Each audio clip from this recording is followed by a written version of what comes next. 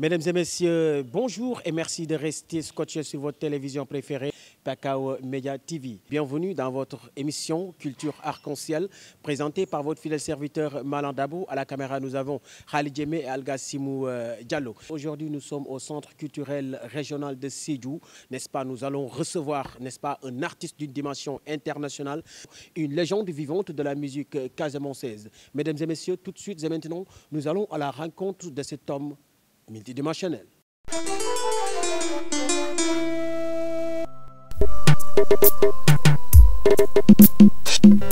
Sédhiou Fabali Fabali Sédhiou Fabali Fabali Capitole Pakao Tiliboa 40 Mandoube Pakao Media TV, la chaîne du quotidien des Sédhiouis, au cœur de l'événement. Vous êtes concesseur, vous êtes membre de l'UCAS Jazz Band de Sédhiou. Parlez-nous un peu de vous. Parler de soi, c'est un peu difficile, mais je vais essayer tant bien que mal de vous faire plaisir.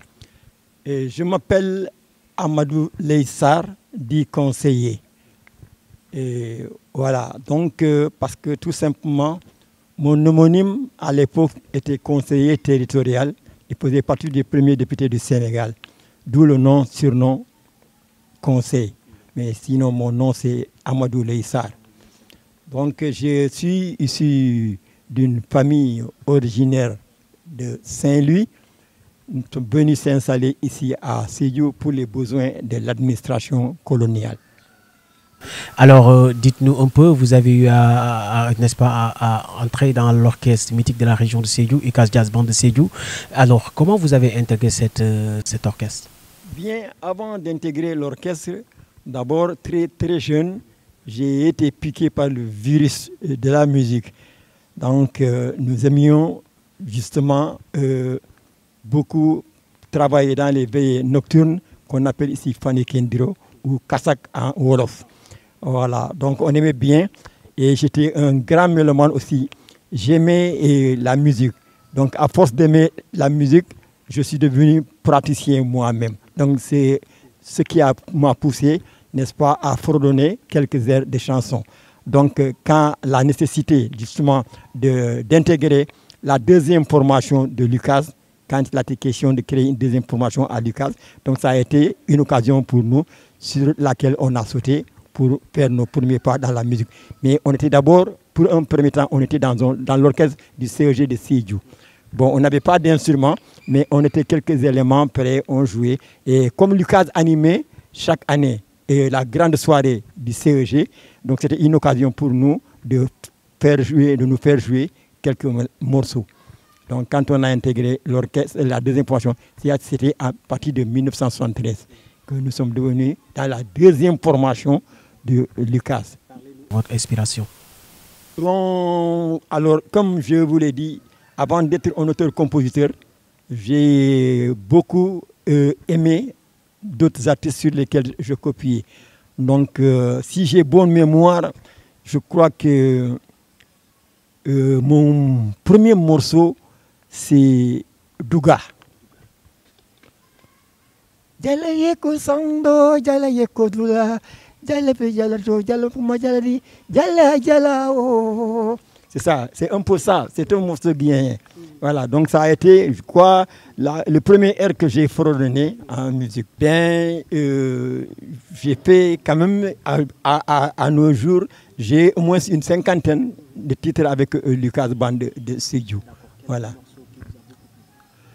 Le morceau qui m'a beaucoup plu, en fait, bon, c'est peut-être que, disons que le premier grand morceau que j'ai eu à interpréter, c'était un morceau de Kouyaté Sori Kandja, n'est-ce pas, c'est le Kabou. C'est là où il rend hommage au Kabou. Donc ça a été mon première interprétation, disons. Mais disons que c'est un morceau qui a fait mes beaux jours, mais c'est aussi un morceau qui a failli mettre fin à ma carrière. Ah oui.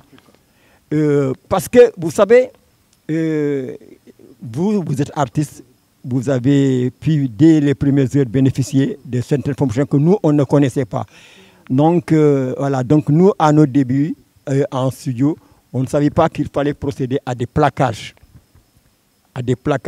Donc, il fallait, n'est-ce pas, être recto, n'est-ce pas, net, circoncis et précis. Donc, Kabou, c'est un morceau que j'ai tiré. Alors qu'il fallait prendre un certain nombre de mesures pour déterminer un morceau. Moi, je ne connaissais pas ça. Alors, donc, quand je suis arrivé en studio, j'ai enregistré le morceau Kabou. Quand c'était fini, on a terminé l'enregistrement. Maintenant, il fallait plaquer. L'orchestre ne jouait plus. Le reste de l'orchestre ne jouait pas. On me passait les sons et j'étais obligé de plaquer. Donc, il m'a été un peu difficile d'être juste. Donc, ça m'a pris un temps énorme. Mais j'ai même pleuré en studio pour être franc avec vous. J'ai même pleuré, j'ai versé des larmes. Quand je suis finalement parvenu à réussir le plaquage, j'ai pleuré. Évidemment. Alors, je vous entends souvent parler que, n'est-ce pas, il y a une différence entre de bien chanter et de chanter juste. Alors, pouvez-vous revenir un peu sur cette différence? Oui, bien chanter juste. Voilà. Donc, comme je t'ai dit, Malan, toi, tu as eu la chance d'assister à quelques ateliers de formation, d'où peut-être que vous ne pouvez pas, vous êtes là-dedans, donc vous pouvez pas aisément comprendre ce que je veux dire. Voilà, donc tu peux faire quelque chose, tu chantes, qui est bien, mais alors que, tout en ne respectant les normes, parce que la musique demande des normes. Si c'est un morceau de 4 temps, n'est-ce pas, qui est binaire, ou si c'est un morceau de 3 temps, qui est ternaire, mais toujours que ce soit 3 temps, 4 temps ou 2 temps, il faudrait être circoncis et précis là-dedans. Donc, il faut respecter les normes musicales, n'est-ce pas? Donc, quand le morceau commence, tu sais là où il faut entrer et là il faut arrêter. Voilà. Alors, il y en a qui, parfois, ils parviennent à être là-dedans. C'est-à-dire ils finissent avant la mesure. Voilà, mais ils sont toujours là-dedans. Voilà. Mais il y en a qui, par contre, qui débordent. Voilà. Bon, la transition, vous savez, je peux vous dire que c'est difficile, ce n'est pas difficile.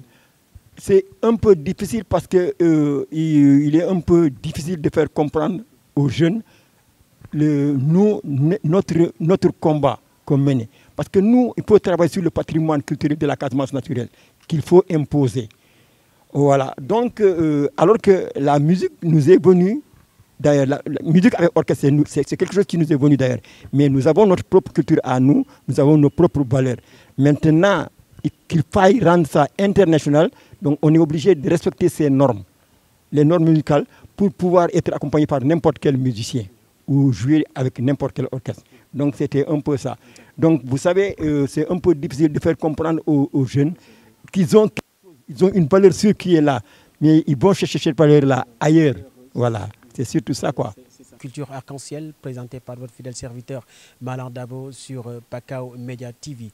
Si c'est prêt, tout de suite et maintenant, nous allons revoir quelques morceaux de M. Amadou Leye Sarr, n'est-ce pas? Régis, c'est prêt? C'est bon? Good.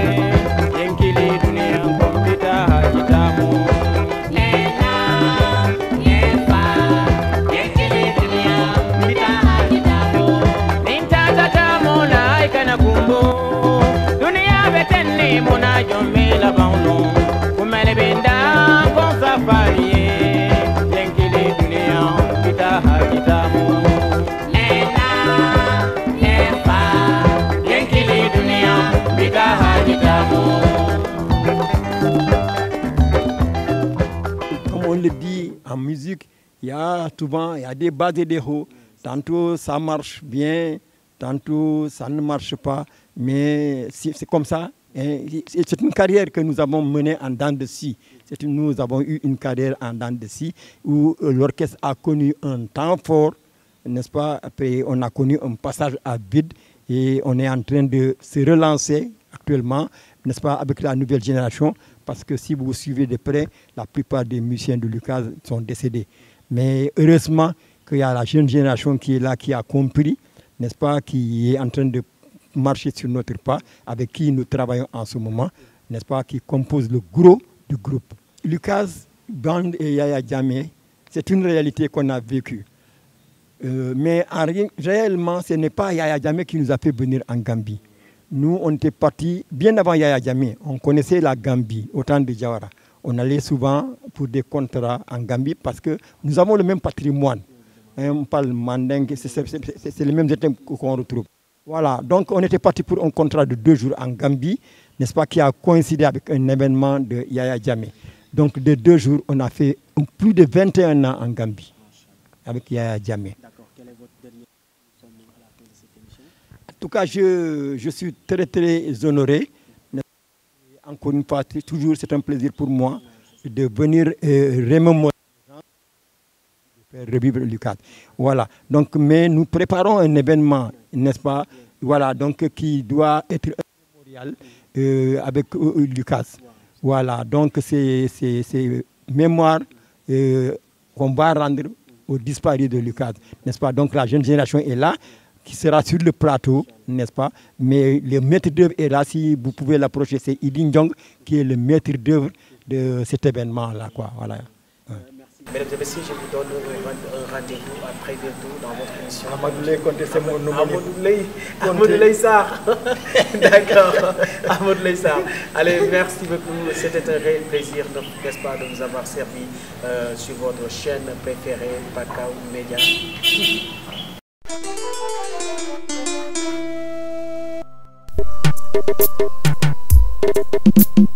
Suseju Fabali Fabali Suseju Fabali Fabali Capitolo Pakao Tiliboa 40 Madube Pakao Media TV, la chaîne du quotidien des Sétois, au cœur de l'événement.